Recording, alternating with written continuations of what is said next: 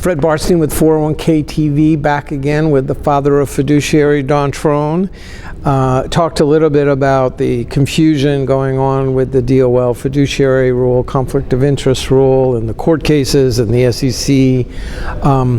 And from a plan sponsor's perspective, they're not sure what to do now.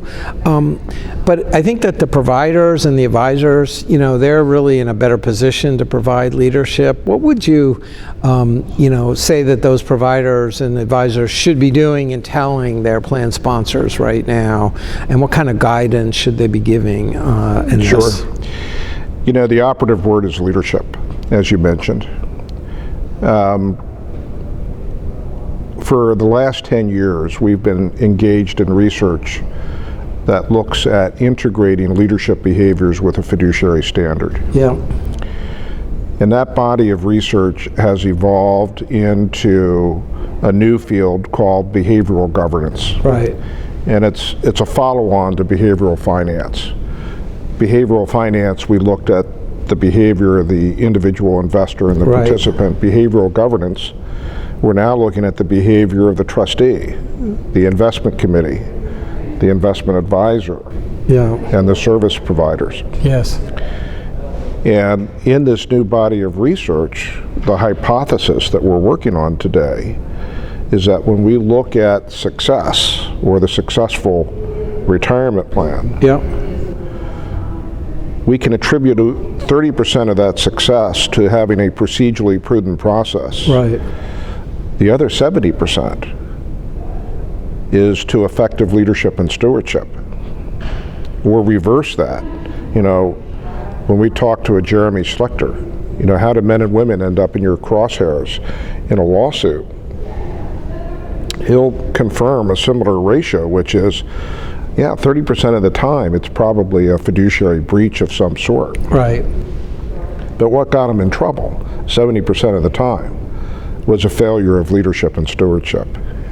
And so I know that a lot of people that run their 401k plan or 403b, they do care, but they have the issue of getting senior management engaged to care about the plan and give them the resources and the time. How can you use what you've studied to help our HR and finance people to engage senior management?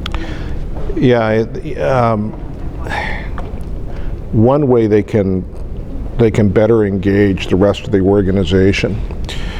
The approach that we've taken in defining this behavioral governance framework is to use a decision-making process that can be used every day, not simply when the 401k investment committee meets.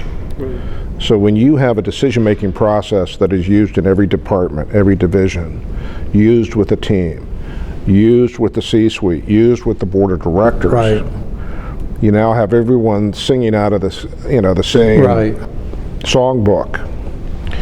And along with that, emphasizing the fact that this role has a leadership and stewardship component. Too often we approach the plan sponsor and the trustee and the investment committee member and talk about their liability. Right. A better approach is to say, you've been selected for a key and important and a critical leadership role within your organization. And if the trustee and the investment committee approaches it from that standpoint, I have a leadership and stewardship role. What does that leadership and stewardship role look like?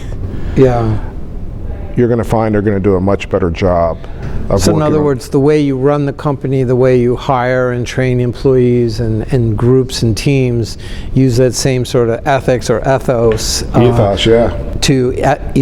To run and bring that in a retirement plan versus, okay, we're not liable, we check the fiduciary box. You have to go a little bit further on that. That's exactly right. Great. Thanks for your time, Father of Fiduciary, and keep up the good work. And thanks for watching 401k TV.